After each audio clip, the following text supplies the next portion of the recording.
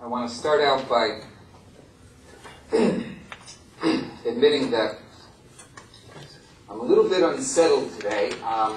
This morning, excuse me, I got a real shock. You know, I came to Pete Becky's 9 a.m. talk, and I'm sitting out there listening, and I'm chuckling to myself, saying, you know, all the ideas I've had, I've stolen from this guy.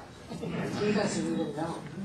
And then I found out that it's because he's stolen all his ideas from other people. And Pete, I feel cheap.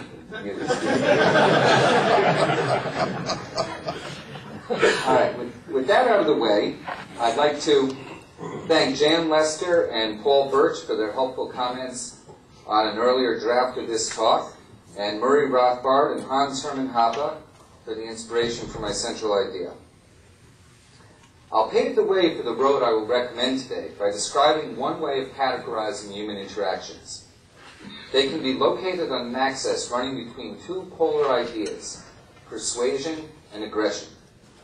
Now, I am not contending that this is the only way we can evaluate human action, merely that it is a useful way. What do I mean by persuasion? Basically this. When engaging in persuasion, I attempt to convince you that your situation will be better, in your own eyes, if we do interact than if we do not.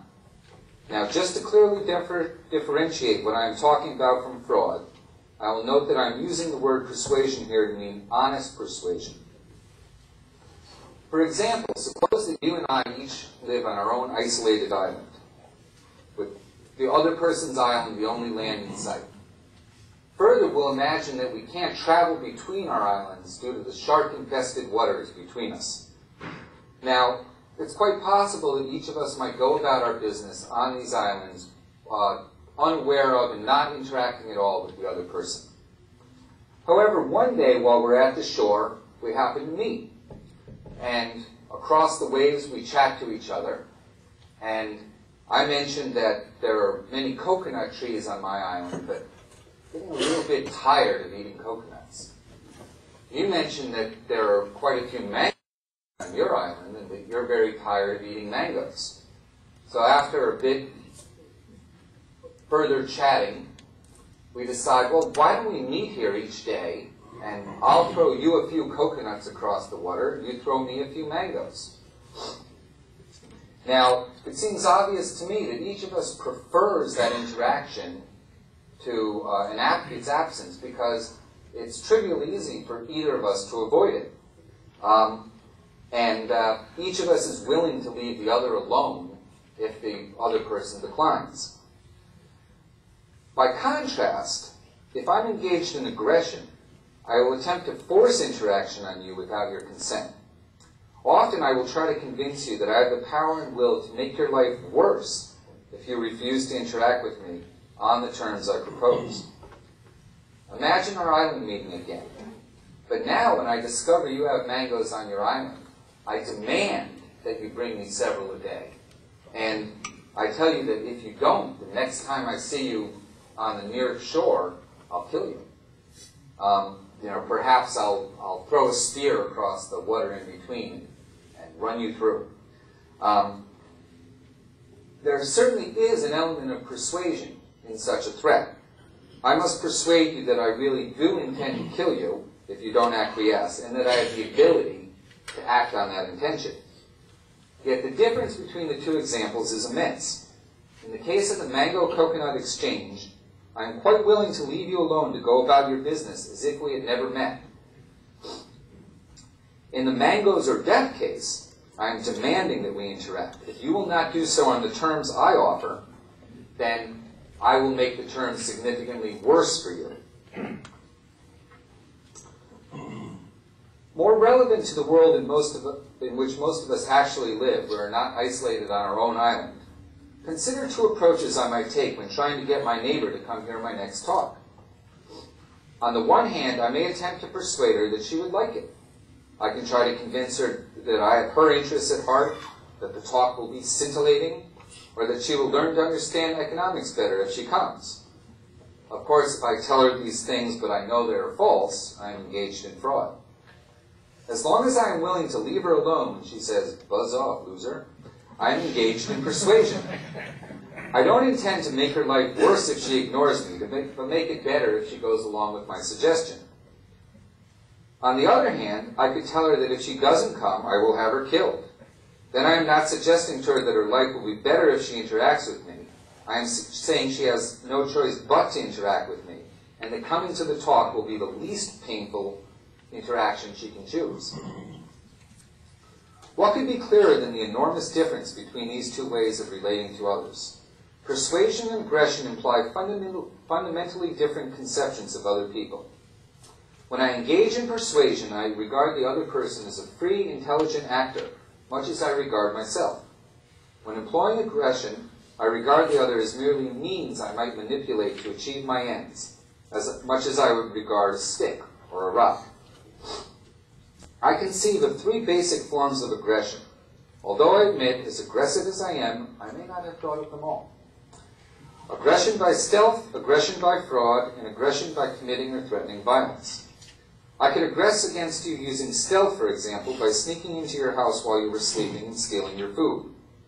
Rather than persuading you to interact with me, I rely on hiding the fact that we did interact and planning my escapade. You will not be able to employ your intelligence in deciding whether or not to interact with me, because if I have my way, you will never know that we did interact. I fraudulently aggress against you if I hide my real intention while persuading you to interact with me. This type of aggression is why I qualified my use of persuasion as meaning honest persuasion. Fraud certainly does involve persuasion, but rather than persuading you that A will be to your benefit, then delivering A, I persuade you that you'd like A while secretly planning to deliver B. For example, in the island scenario we were looking at, again imagine that I persuade you to exchange mangoes for coconuts. But now what I do is I eat the meat and drink the milk out of coconuts, then bind the shell back together. And when you throw me mangoes, I throw you empty shells across the water. So while I persuaded you to exchange coconuts for mangoes, what we actually did was exchange coconut shells for mangoes.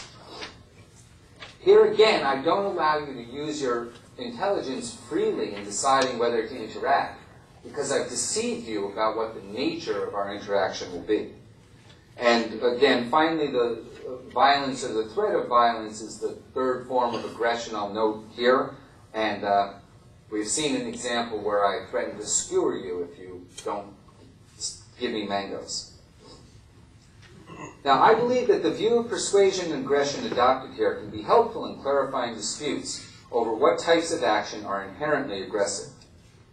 For example, socialist anarchists who, like libertarians, claim to be against aggression often contend that the ownership of capital goods and the payment of a wage for labor are inherently aggressive.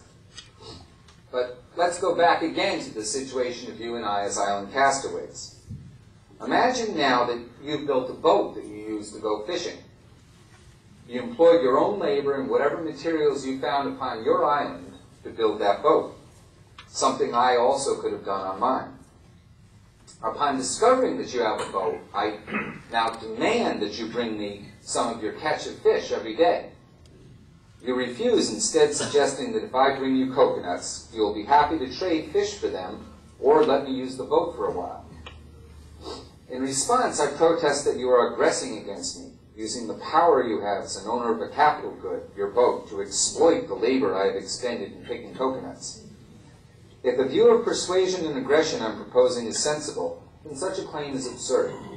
You are perfectly willing to leave me alone and allow me to continue my life as though we had never met. After all, if not for your existence, there would be no boat. You don't demand that I use your boat or attempt to force me to labor to supply you with coconuts. You only require that if we are to interact, it be on terms we both agree to. Furthermore, if you do agree to my terms for exchanging coconuts for fish, then it is clear that you must think you're better off exchanging than you would be not exchanging. After all, you had the opportunity to not exchange. So you must believe the exchange is improving your situation. When this argument was posted to a bulletin board, one commentator said that I was ignoring the complexities of real-world societies in this sort of analysis.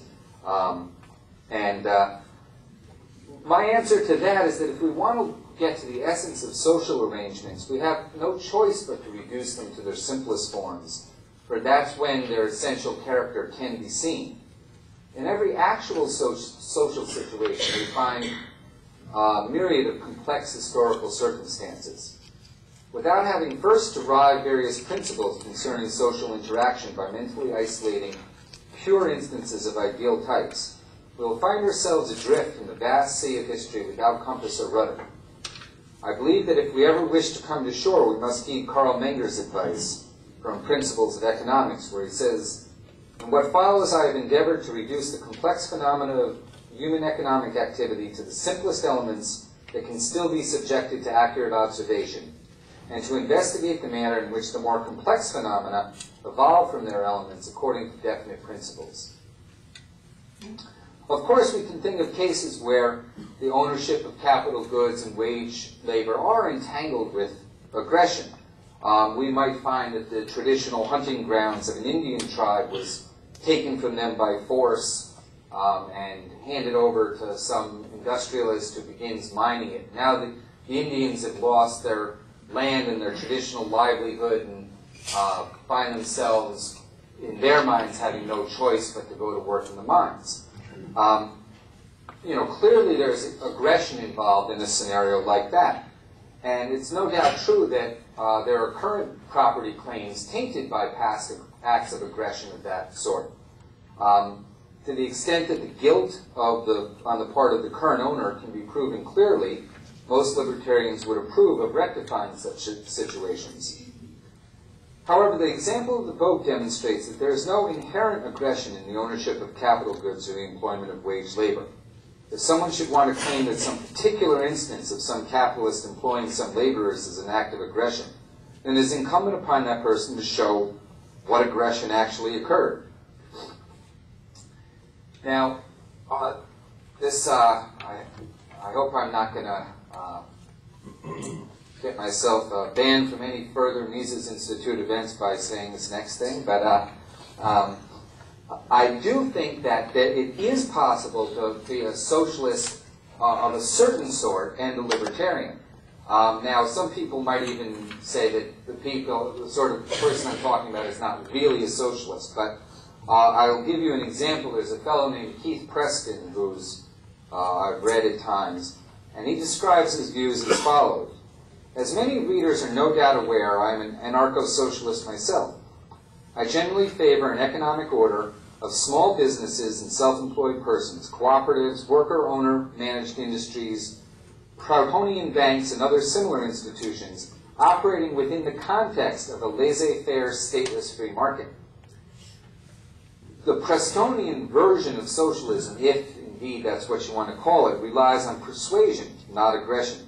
Preston hopes to persuade others that they would prefer to live in the sorts of social arrangements he favors, rather than in more traditionally capitalist structures. Preston is perfectly willing to allow those not persuaded by his arguments to start traditional hierarchical companies, to work for wages, to rent apartments, and so on. I'd like to